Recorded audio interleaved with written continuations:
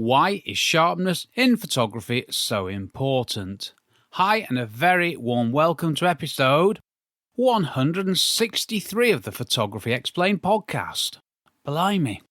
I'm your host Rick, and in each episode I will try to explain one photographic thing to you in plain English in less than 27 minutes-ish without the irrelevant details. I'm a professionally qualified photographer based in England with a lifetime of photographic experience which I share with you in my podcast. Okay, first off, here is the answery bit. Sharpness in photography relates to how the detail within a composition is captured and conveyed. A photographer should aim to produce the sharpest image every time, and I mean every time. Sharpness can be used creatively with the subject and other elements in the composition less sharp. Image capture technique, camera settings, gear and image processing all influence the sharpness of a photograph. Right, so that was the answery bit. Nice and clear. Sharpness is a good term in photography because sharpness is what it means. Sharpness is sharpness. And that has to be a good thing, right? So, sharpness is influenced by image capture technique, composition, camera settings, gear and processing. I'm going to go through these one by one, which, well, of course it makes sense. Sharp images are what we want, always. If you're doing landscape photography, portrait photography, wedding photography, architectural photography, okay, I'll stop there. The list was growing. It's any kind of photography. In any kind of photography, you need to get the sharpest photos that you can every time. Now, I know there will be times when you want to create soft images, when you don't want everything sharp and even have a subject blurry. I get that, but most of the time, in most cases, sharp images are what we are after. Okay then, image capture technique. Now, image capture technique, it's everything leading up to pressing the shutter button. So it makes sense that I start with the taking of the photo and how the photo is taken. And more importantly, and the bit that we tend not to think about, what is in the photo that you're taking? And I mean composition here. See, as the photographer, you have the first say in sharpness when making a composition. Yes, it starts with you. What do you want to be sharp in your composition? Now that depends what you're taking a photo of, why and who for. If the photo's just for you, you can do whatever you want, can't you? But if, like me, or anybody else working professionally in photography, if you're taking photos of buildings for clients, you need everything to be tack sharp. I'll come on to the term tack sharp later. It's not too complicated, don't worry. When I'm taking my photos, I spend most of my time on the composition, as this is what people will be looking at, right? It makes sense to do this and spend time, thought and care on getting your best composition. Now, it took me 3 times to say that sentence because first 2 times I didn't actually read the words, which is all I need to do. It shouldn't be hard, should it? The composition will influence the sharpness of a photo, as in where you put the main subject in relation to other things, such as the foreground, middle ground and background, and any other elements of the composition. Yes, you want the subject to be as sharp as you can, and as to the rest of it, it depends what you want from your photo. Okay, creativity. Yes, you can use sharpness creatively. And the main way of doing this is by having the subject matter sharp and, say, the background blurry, or the foreground, or both. So you can use sharpness to emphasise the subject creatively. More on that in a bit as well. Right, how to take sharp photos. So this is the technical side of things. I've talked briefly there about the what you're putting in a photo. A lot of this is to do with the how you take the photo. So this is how to take sharp photos. Taking photos handheld. You need your camera to be still to get sharp photos. So you need to use a fast enough shutter speed to get the sharpest photo you can. The rule of thumb is that your shutter speed needs to be faster than the reciprocal of the focal length. Yeah, I know. So in English, if you're taking a photo with a 200mm focal length, you need a shutter speed that is 1/200th of a second or faster. I guess strictly speaking, it should be 1/201 of a second. That'd be 201st of a second, wouldn't it? Oh, I can time myself in knots, can't I? And image stabilisation kicks in on... I can time myself in knots, can't I? No problem. But image stabilisation... Sorry, back to the script. Image stabilization, easy for you to say, Rick, kicks in on more modern cameras and lenses, and that allows you to use slower shutter speeds and still get sharp photos. I think that needs to be one for another episode as well. And also, how you hold the camera and how you take a photo will also affect the sharpness. So check out episode 3, How to Take a Photo, for more, and also episode 151, How to Take the Best Photos That You Can Every Time. See, covered a lot of this already. So you get this little lot right and you got a much better chance of getting a sharp photo. So shooting handheld, sorry this isn't in my script but it should be.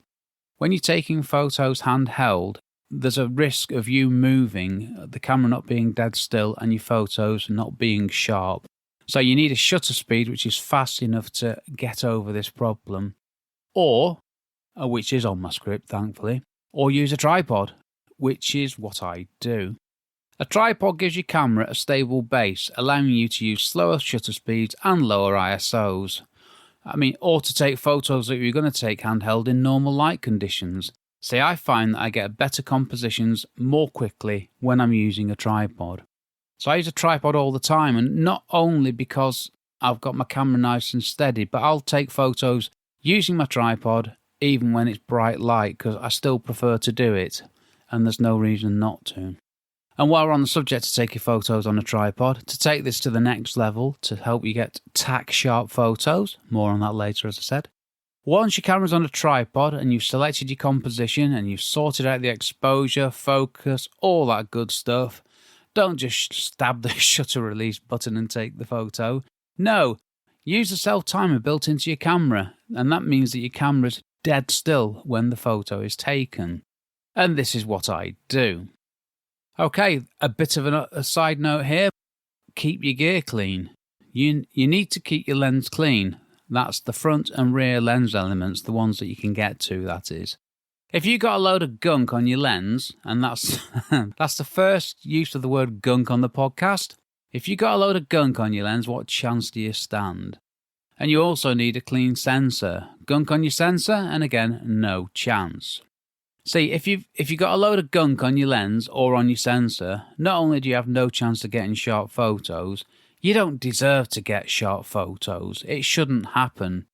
And while I'm on the subject, you need to keep the lens body and the camera body clean. And everything else. Yes, look after your kit. Keep things clean. Your gear will thank you and repay you. Well, it won't thank you, of course it won't, but you know what I mean. And that's given me an excellent idea for a future episode. ACE. The working title, How I Look After My Camera Gear. I know, how do I come up with this stuff? Yeah, I'm just going to add that to my list of, I've written in my script, yes, I've just added this to my list of episodes, so I'm not going to do fake typing. Moving on, focus. Focus on your subject. If it's a person, focus on the eyes. If it's a building, focus on the elevation or the main feature that is the main part of that photo. And then think about what else is in focus or is not in focus, which things you want in focus and which things you don't want in focus. Yeah, I'll cover aperture shortly, but generally you will focus on the thing you're taking a photo of. Makes sense, doesn't it? You need to get a sharp focus on the subject, job number 1. And once you've done that, you can think about the rest of the composition. Oh yeah, and you need to select the correct focus mode for what you're taking photos of. Now, I'm just going to delete a part of that previous paragraph that didn't make sense. Right, we'll just do that and save it. Okay, we're done. Camera settings. Yes, the camera settings, they will influence sharpness. Of course they will, and we'll start with aperture. The larger the aperture, the smaller the aperture value, the less depth of field. This means less of a photo from front to back that is sharp. The smaller the aperture, the larger the aperture value, the greater the depth of field. And yes, this means more from front to back that is sharp in a photo. You can consciously control how much of a photo is sharp by changing the aperture. Sweet spot. Sweet spot, what am I on about? Well, every lens has a sweet spot. Every lens has an aperture which gives the sharpest image. In general terms, if you use a maximum aperture, you'll probably lose some sharpness.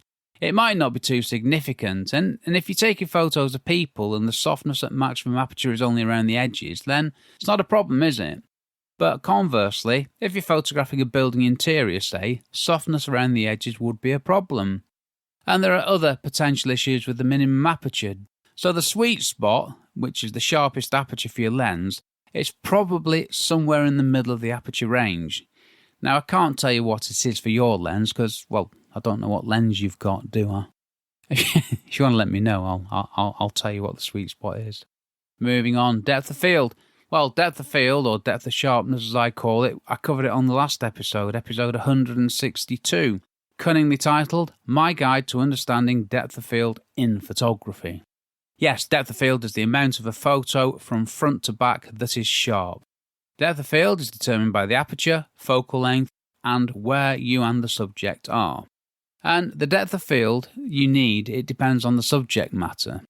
Now, landscape photographers will often get lots of depth of field in an image as they want all of a scene to be sharp. But they can also use a small aperture to isolate a detail within a scene. It just depends.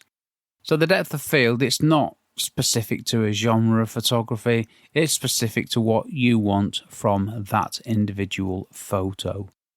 Shutter speed. My scrolly thing's not working. Why is my scrolly thing not working? Oh, it's gone too far now. Shutter speed. Every photo, as I said before, it needs to be tack sharp. And to do this, you need a fast shutter speed. Okay, well, a fast enough shutter speed. Now, there are two parts to this. The shutter speed, firstly, needs to be fast enough to freeze something moving. The shutter speed needs to be fast enough to capture whatever the thing is that you're taking a photograph of. But also, the shutter speed needs to be fast enough to avoid camera shake. And camera shake is where the camera moves when you take a photo, meaning the photo is blurry, not sharp. And if we think about that, it makes perfect sense, doesn't it? If you take a photo and your camera's not rock solid, it's not going to give you a sharp photo, is it? And if you get a blurry photo, that's it, you got a blurry photo. There's nowhere to go with it.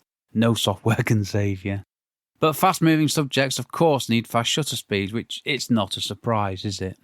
I've covered aperture, shutter and ISO in some previous episodes, so yeah, check those out. Just head over to the photographyexplainedpodcast.com and you will find the posts and listen to the episodes there. Sorry, where was I? Shameless plug there. Oh yeah, you can use a slow shutter speed. That's an ad-libo, yeah, because I had actually forgotten where I was. Yeah, you can use a slow shutter speed to get, say, water blurry, but the background sharp. Now, that's a very powerful way to get striking images. So you've got blur in a photo, but you've also got sharpness. It makes the blur even more dramatic. Yeah, that'll do.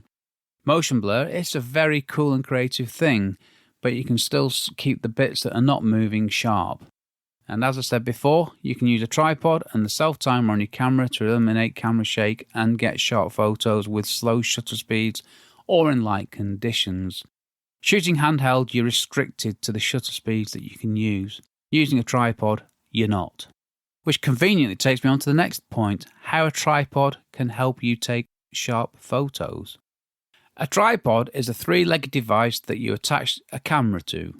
Once you've done this, you have a stable base that allows you to take photos with slower shutter speeds and still get sharp photos. Obviously, the caveat to that is, if the thing's moving that you're photographing, you can't use a slow shutter speed. You've got to have a fast enough shutter speed to get a sharp image capture of that thing, whatever it is. Sticking with tripods, there are lots of different types and sizes of tripods. This is a bit of a thing of mine. There are boring tripods, there are funky tripods, there are bright and boldly coloured tripods. But remember that a tripod, it's got one purpose and one purpose only. And it's not to make you look good. It's not to make you look professional. It's not for you to lean on, which is what I still do. It's to keep your camera rock steady while you take a photo, which will help you to get a sharp photo.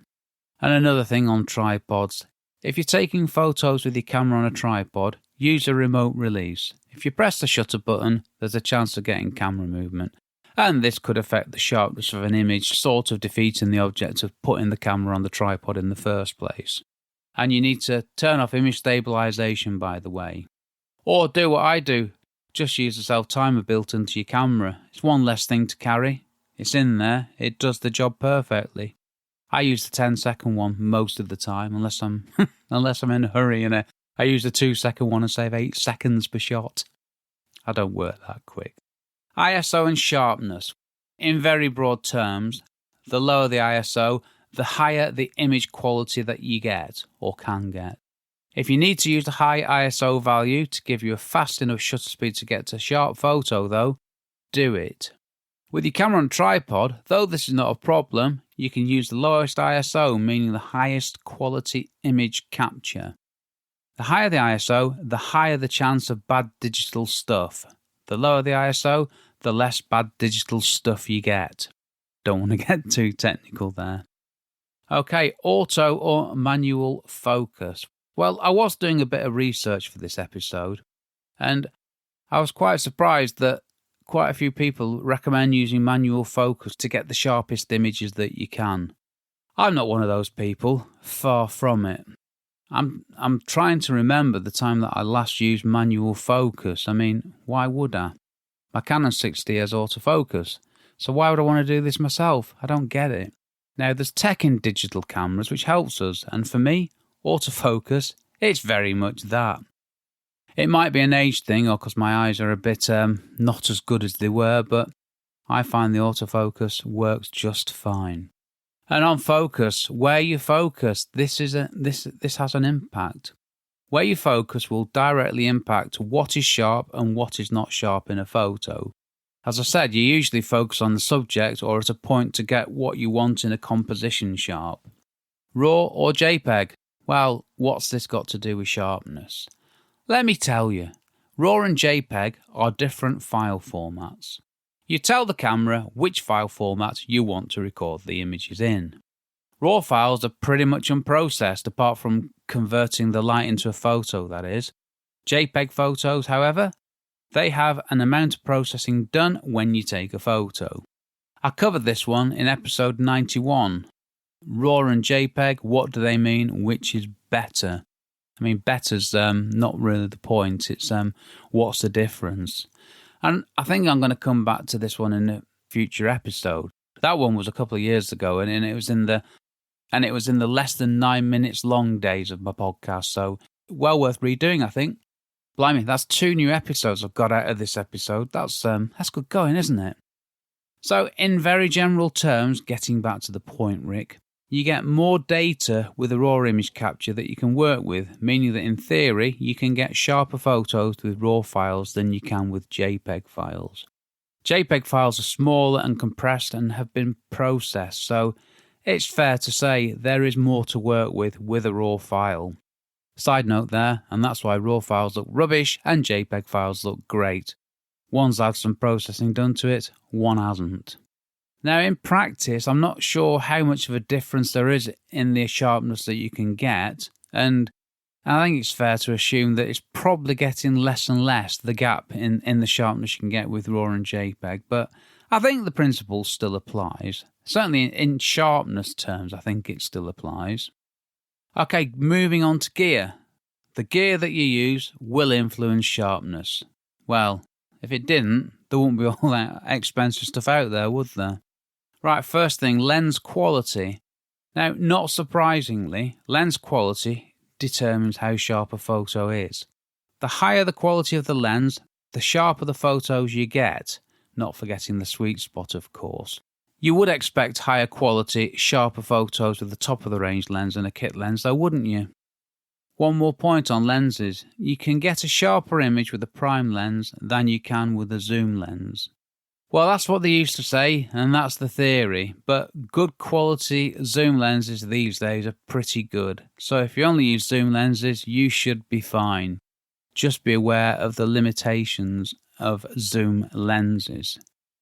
Okay, sticking with lenses, focal length, and yeah, I genuinely nearly forgot this one, I remember just in time. The focal length will influence the sharpness of photos. Now, how is that the case? It's simple. Taking photos using telephoto lenses gets you close to the subject, meaning that sharpness is more apparent. Take a photo with a wide-angle lens and things are much further away. Now, the focal length, it doesn't change the sharpness, but it does influence the depth of field and the perception of sharpness. So it's a factor in there. Right, moving on to the camera then. Camera resolution. Right, now we're on to the camera itself, the bit that takes the photo. So the resolution is measured in megapixels. The higher the megapixel number, the more detail that the camera captures. And more detail means the chance of more sharpness. But if you have the most expensive, fancy camera, but your image capture technique is rubbish, you will not get sharp photos. You can't buy these things, you've got to work at them. Sensor size. A larger sensor captures more data, so with more data, you have the opportunity to get sharper photos. With the ongoing development of tech in cameras, and of course in image processing, the gap is closing, but you will still get more detail and sharpness with a larger sensor. Don't believe me? Well, compare a medium format camera with a crop sensor camera. Yes, of course there is a difference. Again, if there wasn't a difference, we'd all have tiny sensors, wouldn't we, like in a phone? But we don't. Processing. How you process images affects sharpness. Now in Lightroom, there is a panel called the Detail panel where you find sharpening. This is a visual slider where the sharpness increases as you slide to the right, and the beauty of this is that you can see when you've gone too far and dial it back a bit, and that's how I do sharpness. It's a very simple and very effective way to get the sharpness right when processing our photos. Yes, of course, I need to say here, other software is of course available. It's just that this is what I use, and in my podcast, I talk about what I do and what I use. Now, on the subject of sharpness, there's a thing called noise reduction. If you use a higher ISO, there's a higher chance of getting noise. So you can reduce that in Lightroom or other software, but you need to be careful with noise reduction because it can remove some of the detail and it can affect the sharpness. And this is one of the benefits of using lower ISOs. You get less noise. If you use higher ISOs, you get more noise, especially in the shadows. A couple of other things. Now, acutance. Now, I've heard of acutance. That's spelt A-C-U-T-A-N-C-E. But I'm not afraid to admit I didn't really know what it was. So here it is. A definition from, I think it was the Oxford Languages website. So this is it. The sharpness of a photographic or printed image. Now, that didn't really help me much. I could have come up with that one myself. So what's this acutance about? Well, it's about where you get hard edges between bits of a photo. I mean, I don't know, things like a black car against a light sky. See, harder edges make things look sharper, and a sharp edge makes a photo look sharper.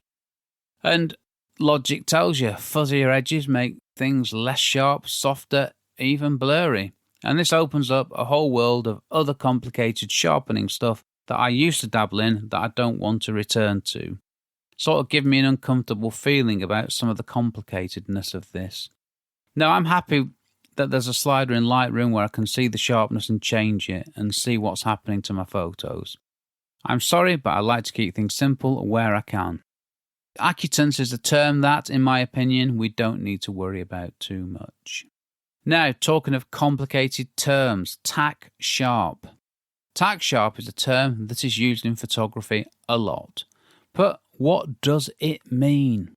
Well, there are many definitions of what tack sharp means, and I mean many, and some of them were surprisingly complicated ones, because I was interested to see what other people, how they define tack sharp, and yeah, there was some quite elaborate stuff out there, but this is my take on what tack sharp means, for what it's worth.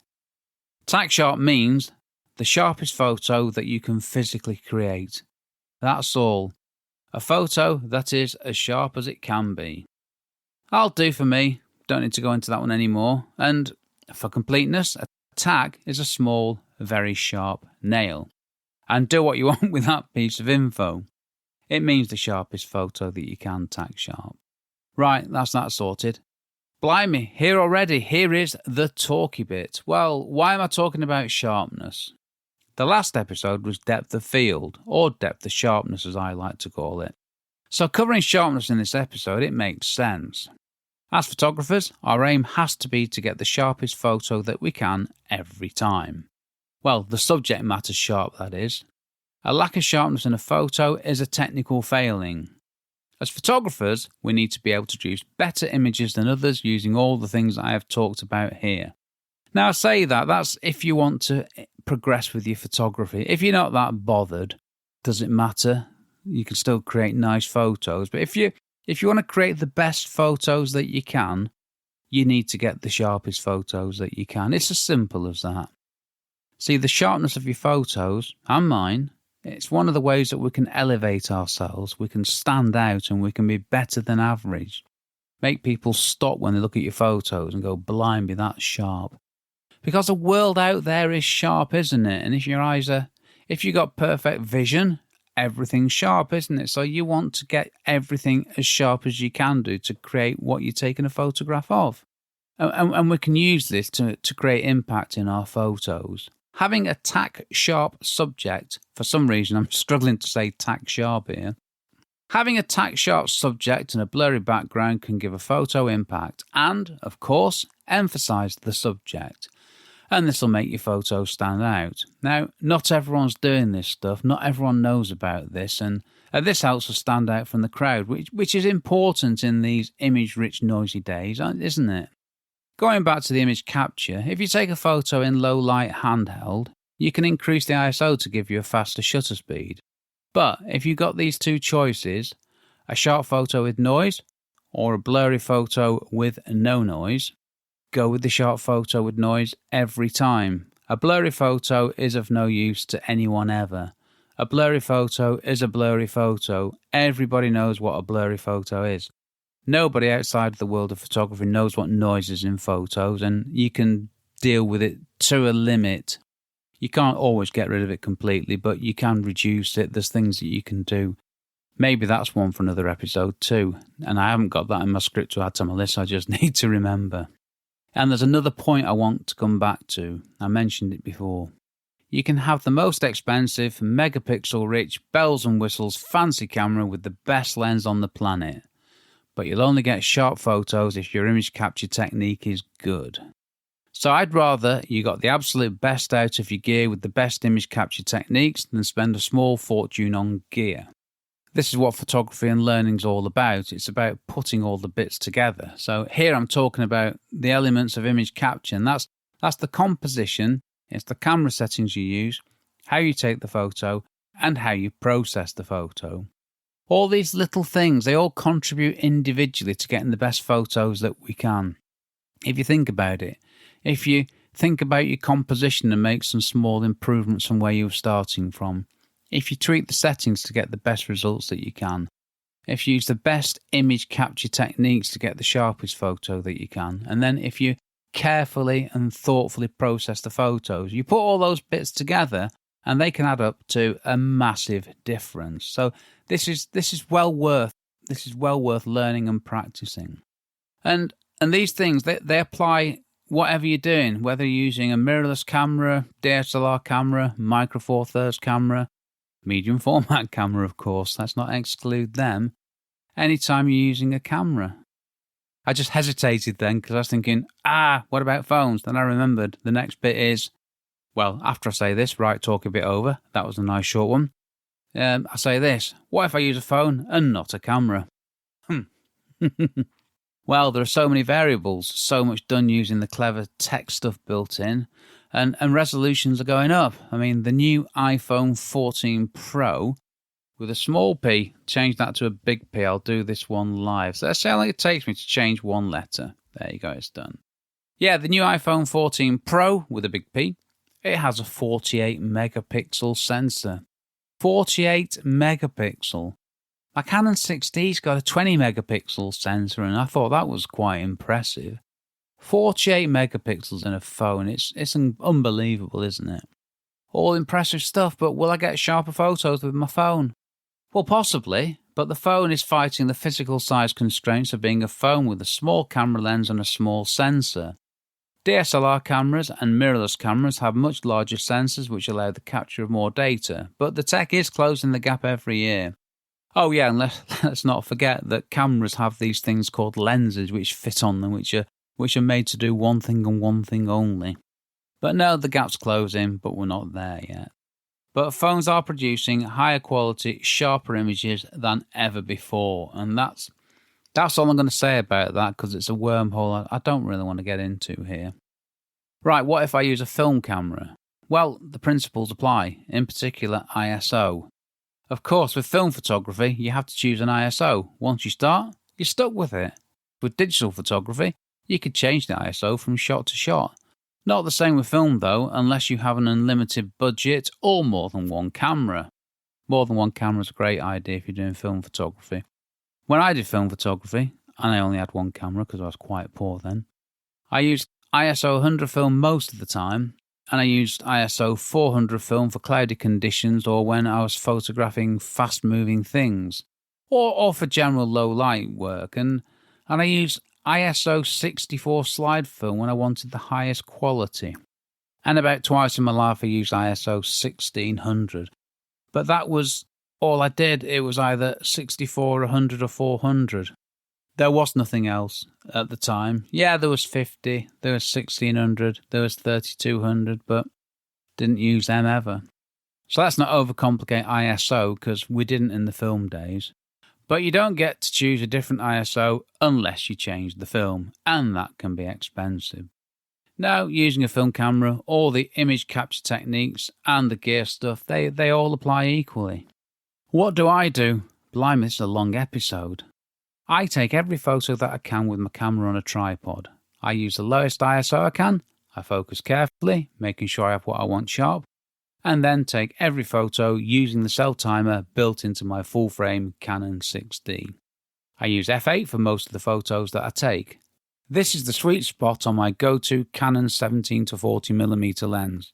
I use f16 if I need more depth of field and sharpness from front to back. And I only use zoom lenses. I don't have any fixed focal length lenses anymore.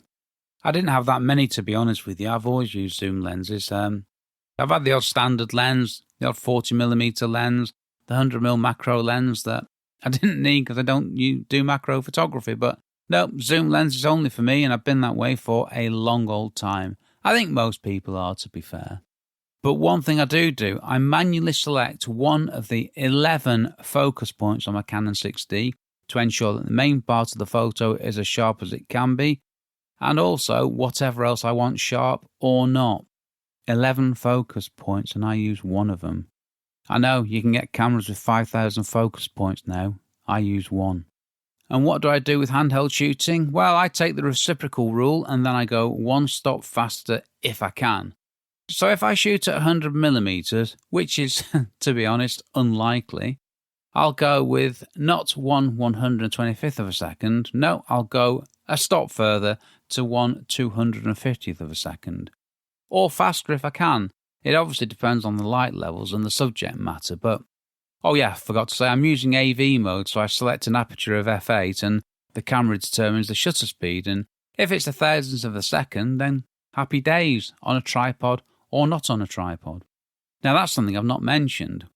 I'm not talking about the slowest shutter speeds here. So if you're taking all your photos at 1/1000th of a second with the aperture that you want with an ISO of 100, great stuff. You're probably good to go with anything, pretty much anything apart from, I don't know, a jet plane or an F1 car.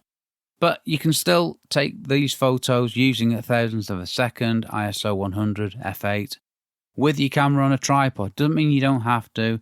Doesn't mean you have to. It's up to you, but that's what I do. But in every photo, I aim to get what I want to be as sharp as possible. Image sharpness is critical to me. Image quality is also essential to me. And I've told you how I sort sharpness when processing my images in Lightroom, which is surprisingly straightforward. And that is what I do. Okay, some thoughts from the last episode. Episode 162, my guide to understanding depth of field in photography. Well, there's just one thing I want to say again. Getting the depth of field in a photo starts with you as the photographer.